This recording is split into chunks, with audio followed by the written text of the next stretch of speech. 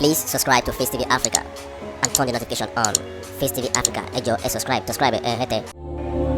Face TV Muswobi.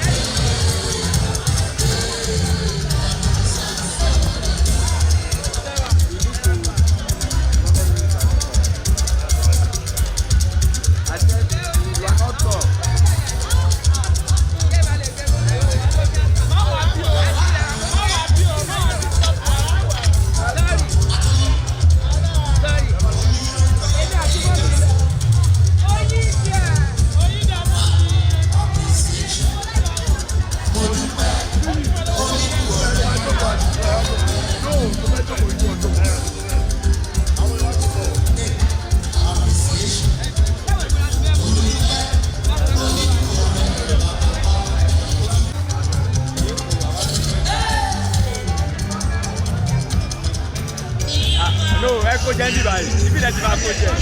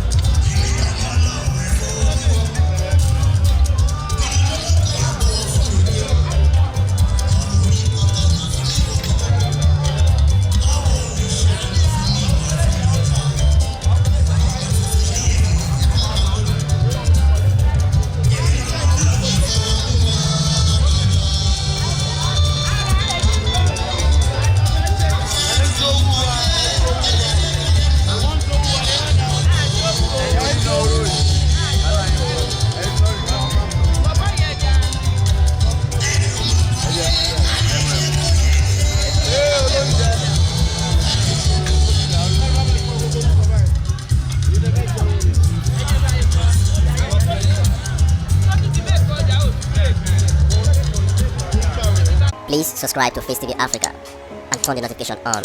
Face TV Africa, ẹ jọ̀ọ́ subscribe, hete.